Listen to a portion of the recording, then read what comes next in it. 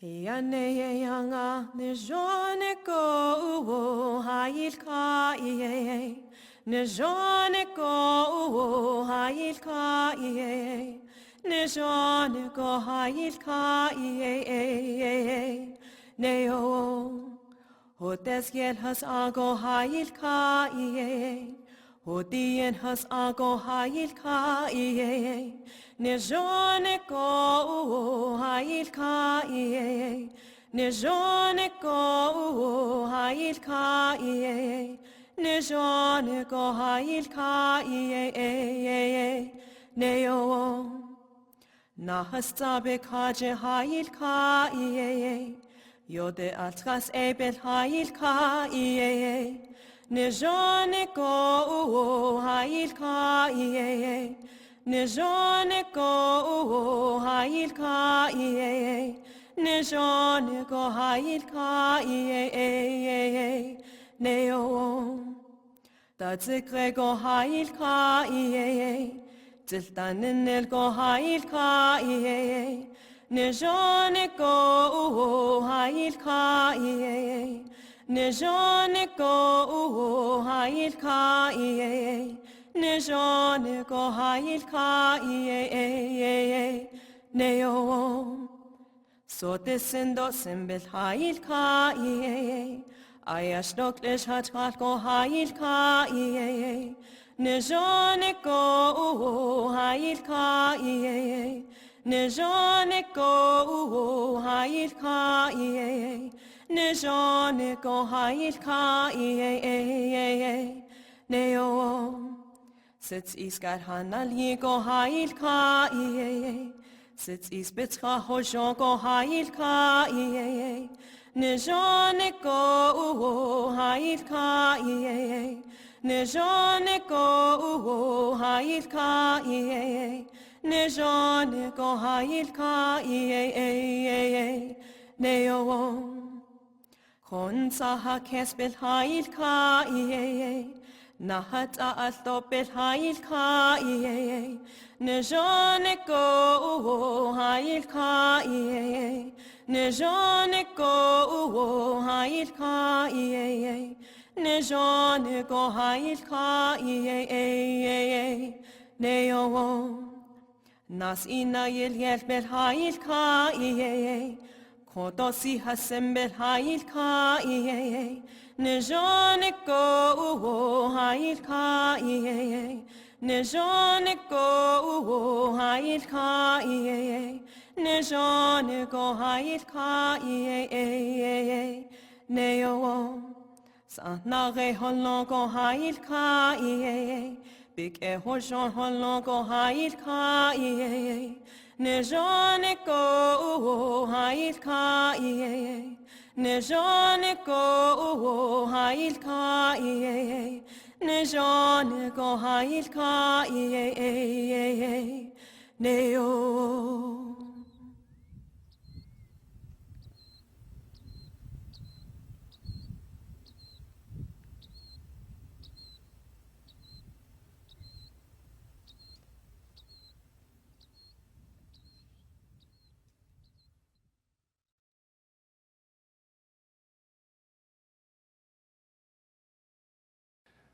Greetings, friends.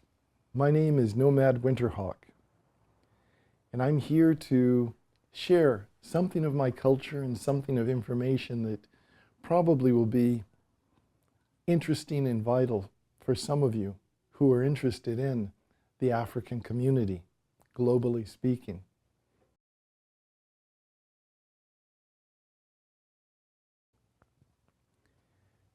I'm from a group of people that are referred to as African Native Americans. Most people, when they think of a Native American, they think of an American Indian. So I have to give you a couple of classifications and qualifications about that so you understand that better. If you imagine the beginning of humanity, the beginning of all life began on the African continent, in a band between the Tropic of Cancer and Tropic of Capricorn. There was a period of stabilization for our race of people. There's only one race, Homo sapiens sapien. We were born in Africa, and we divided by 2000 BC into 6 different genetic variants. The elongated variant, the cartoon variant, the nilotic variant, the Khoisan, formerly known as Bushman, the Twa, formerly known as Pygmy, and the broad West African variant. These 6 different variations of Homo sapiens sapiens represented the gene stock of humanity, very much like the gray wolf that represents the gene stock for all of the dogs, which are a phenotype which stabilized from the gray wolf. As Africans began to leave Africa, Homo sapiens began to leave Africa, we were now called not just Homo sapien, but Homo sapien sapiens, plural. As Homo sapiens left Africa, they went north into a continent today that's known as Asia. At about 40,000 BC, a group traveled westward toward the peninsula that today is called the continent of Europe. It's a peninsula. On that area of land, in about 20,000 years, being surrounded by an ice sheet, some of them stabilized, some of them died. The ones that stabilized by minus 18,000 BC were called European Asiatic phenotypes. There were some that were further north. They were called names like Lap, Sami, Inuit, Eskimo. These are probably the first people to have gone around the world from the northern hemisphere. These groups of people had access to land and water, food. So by eating the fish oils, they got amino acids. And when they stabilized, they kept some of their coloration. What does it mean to stabilize? There's a law called Gladger's law, which means all mammals in a hot tropical environment secrete a chemical called eumelanin, which colors the skin dark. It protects the skin against ultraviolet radiation from the sun, but it allows the sun to enter and penetrate the skin, which mixes with a substance in our body called 7-dihydrocholesterol that in our liver creates vitamin D, which is necessary for the calcification of bones. In East Asia, it was a different story. There were many other environments, many other obstacles, and other aspects for the people to migrate further east. The ones that migrated east and began to stabilize only stabilized as what we call Oriental phenotypes by minus 8,000 BC. Before that time, there were no Mongolians, no Siberians, only various types of Africans in that area of the world. So if you think about different aspects of humanity now, moving across the continents, moving across the waters, Africa was quite different long ago. If you imagine at least 2000 BC, Africa was you'd see a great grassland across northern Africa that today is called the Sahara Desert. If you were there earlier, you would have found great lakes. There was a lake that was 400 miles long. The Tuareg people who borrowed camels from the Middle Eastern people that crossed back and forth between East and West Africa did so in rivers. The Congo Lake was very huge as well, possibly almost 400 miles in diameter, like the Northern Lake in the Sahara. So, coming forward again, and imagine, people crossed into the Americas. So, who could those people be? What we've done is we've followed the skeletons. We've looked at epigraphic evidence. We've looked at archaeological evidence. We've looked at different things that humans have left behind to show that they've been in one or another location. They found many sites across the Americas, from Alaska to Tierra del Fuego. Many of these sites are much older than 8,000 BC. Some of them, if you think of Topper in South Carolina, you find evidence of people that were there at least 53,000 BC. The only people on the planet at that time were African people. If you think of Meadowcroft, West Virginia, the only people that were on the planet at that time, 19,000 BC, at the bottom of the layers that they excavated, were African. Although they found artifacts that they related not only to the Clovis Folsom industry, because they like to call it an industry, rather than referring to the group of people that were there 13,000 years ago, which would be early African groups. They found these spear points, arrowheads, that was very similar to an industry that they found in Spain.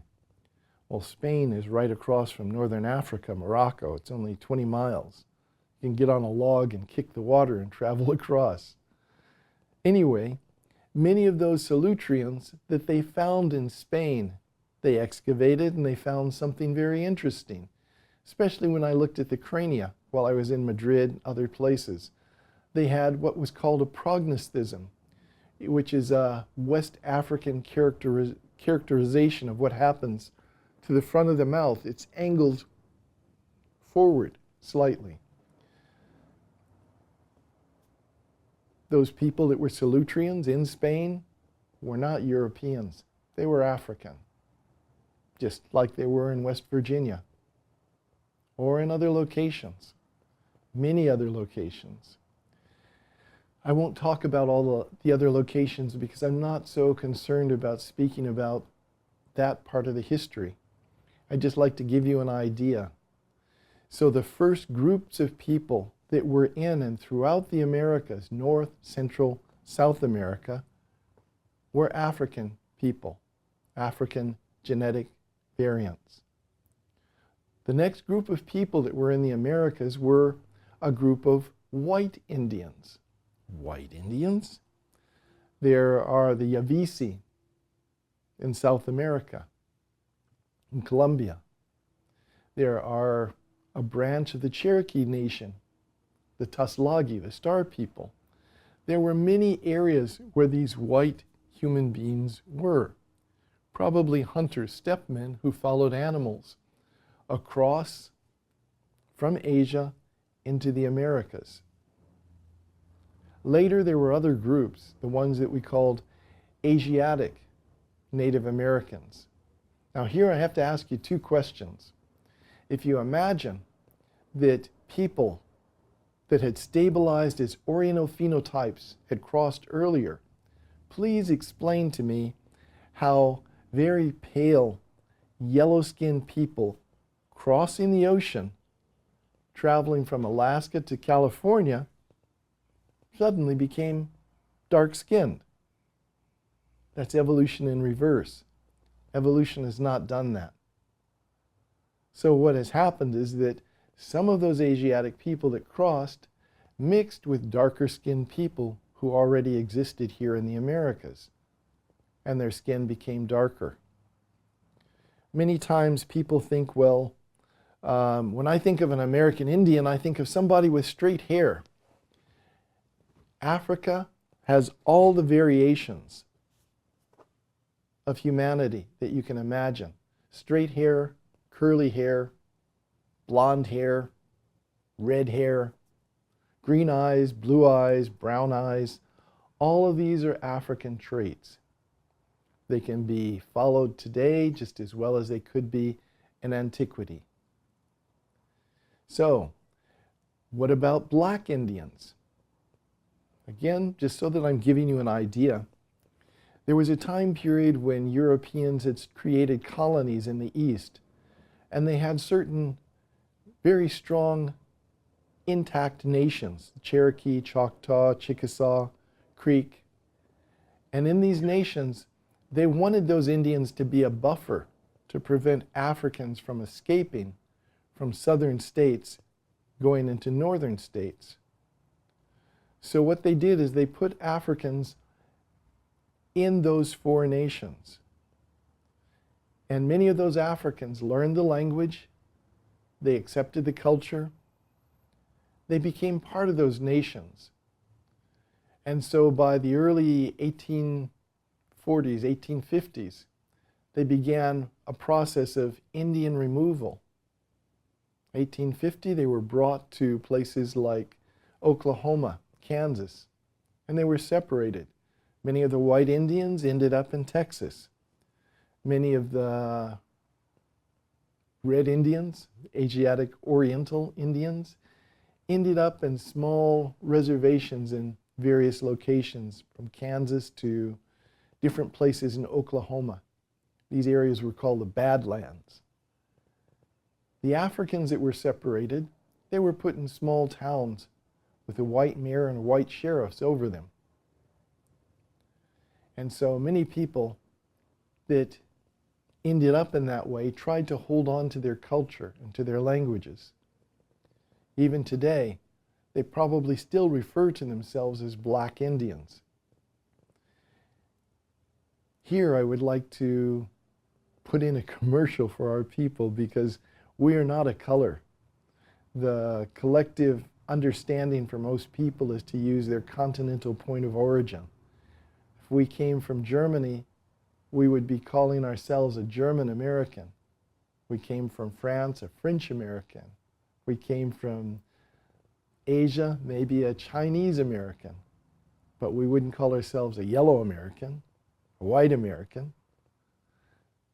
But many African people refer to themselves as a color. I think it would be better if you referred to yourself by your continental origin. So let me explain something about early African Native Americans and some of the aspects of the culture that are today still here and present. If you think in a cultural way of the things that are here, that are part of the Native American culture, the indigenous cultures that are here, you might think of tobacco, for example. Tobacco has a simple but a long history. If we go to Southeast Africa, you might find the Zulu or the Xhosa people there. They would go and they would gather the herbs. If you had a scar, they would take the juice from the tobacco and put it on the scar, and the tobacco juice would heal that injury. If you had pain, you would chew the leaf of a tobacco. Tobacco has a particular effect. If the weather is cool, it heats up your body. If you chew just the tobacco, it can prevent you from needing water or food for 4 days and 4 nights. It's very useful if you're going out on a hunt and you have to follow animals, or if you're doing a particular ritual that would keep you in nature without food or water for 4 days and 4 nights. In America today, we call this type of a ritual a vision quest. The women didn't have a pharmacopoeia. They couldn't go to a doctor, and so if they had a child and had pain, they would want the tobacco in their system in some way. They learned that you could smoke the leaves of the tobacco. So they made a long stem pipe with a bowl, which they could hold and smoke while they nursed their baby. The smoke didn't go into the baby's face, and the tobacco helped them diminish the level of pain that they had. This tobacco that grew in Southeast Africa had been growing there for at least 100,000 years. It's also been adopted by different men. And the men at first weren't allowed to smoke the tobacco until after they were 54 years old. The seeds traveled up West Africa into the Mariner areas. Then they crossed over into the Americas. When the same seed reached a higher elevation, the Americas, from Africa, which was at the lowest elevation, it was a different soil. Different nutrients were in the soil. So this tobacco that grew from the same seed had more nicotine in it. So by the time Europeans arrived and they discovered this plant, they called it tobacco nicotina. As the tobacco in Africa traveled north toward Morocco, the West Africans there began to smoke it freely as something very socially. If you look at some of the ancient glasses of the Mayans that they have, you will see the Africans there sitting with a cigarette, smoking a cigarette on those vases, on those glasses. And in the same way, those Moroccans developed a social way of smoking, which became transmitted into many of the Middle Eastern cultures that brought their smoking apparatus with them.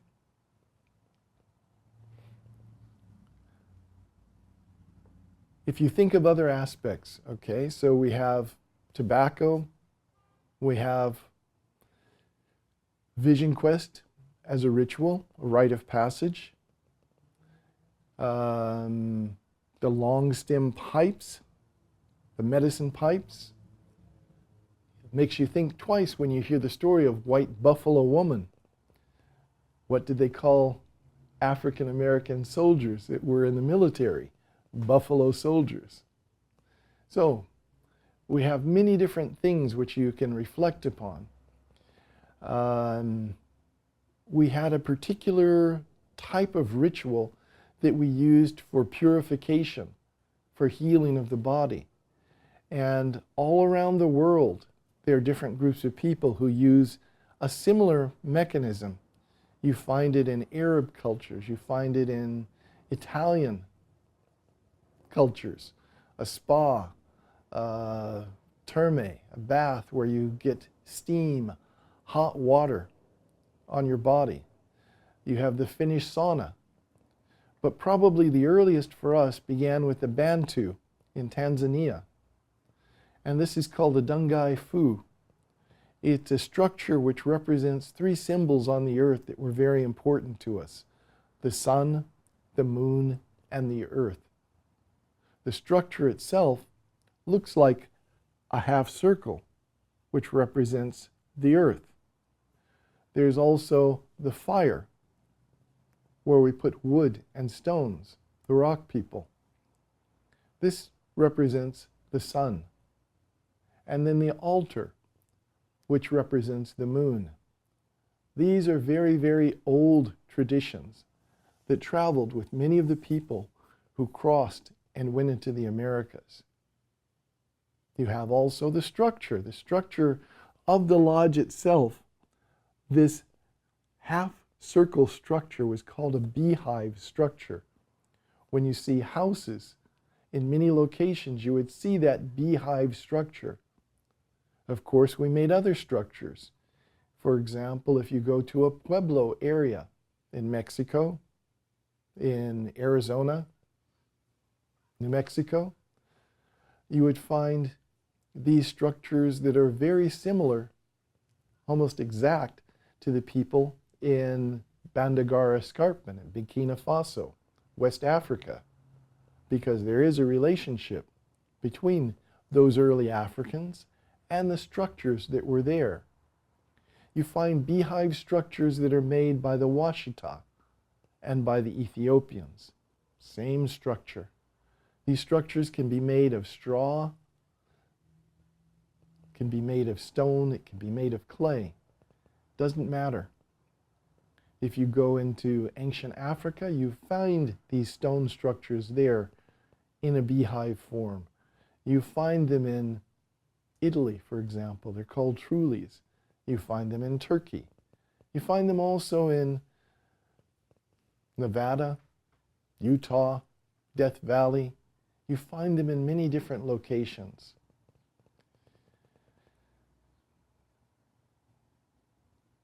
You think of if you think of other aspects of cultural things, cultural remnants, which you find in the Native American, African Native American traditions, you find traditions which are very much like the traditions of ancient Kemet. In ancient Kemet, probably some of the most popular texts that were around were called the pyramid texts, 5th dynasty. And one of them was speaking about Atum and his emergence onto the land. There was a creation story about Nun, the primeval waters that covered the planet. And when Atum came to step onto the earth, he created a hill from the water. This earth mound, this hill, represented Atum, the created one. And this became the beginning of a spiritual center in which a community built its existence around. You find many of those structures here in Los Angeles. In Los Angeles? Many people don't know much about early history or about their people that lived here. One of the things that I will do when I'm here this time is I will take people around to find out how they can discover about these things.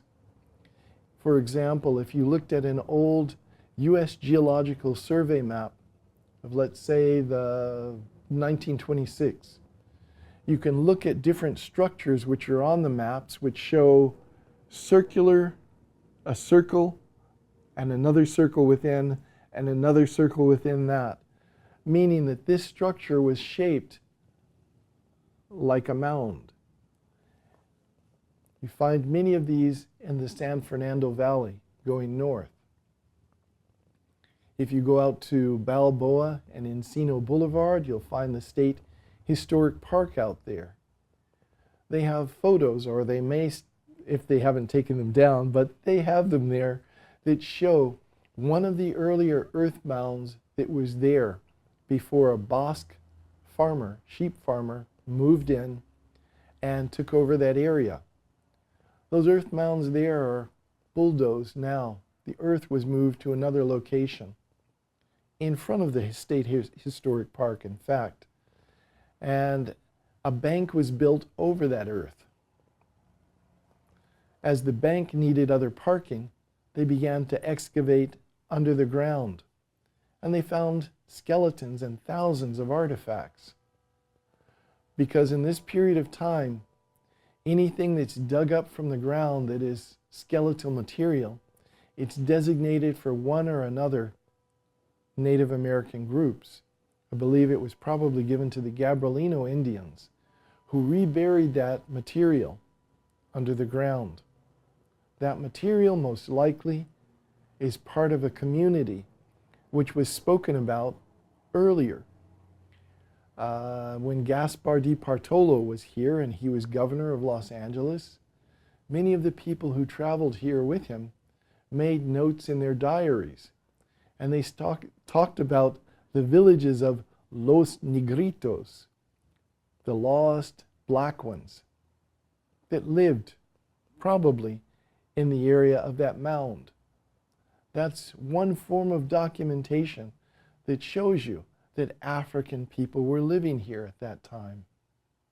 All of you who know about the formation of Los Angeles know that it began with 1 Spaniard, 10 Indians, and the rest of those 44 people were some form of African or African mixture. African and Spanish, African and quote-unquote Indian. But this should have been a city celebrated for its African heritage rather than Spanish heritage, even though there was one person who was Spanish who used his name in the founding of the city.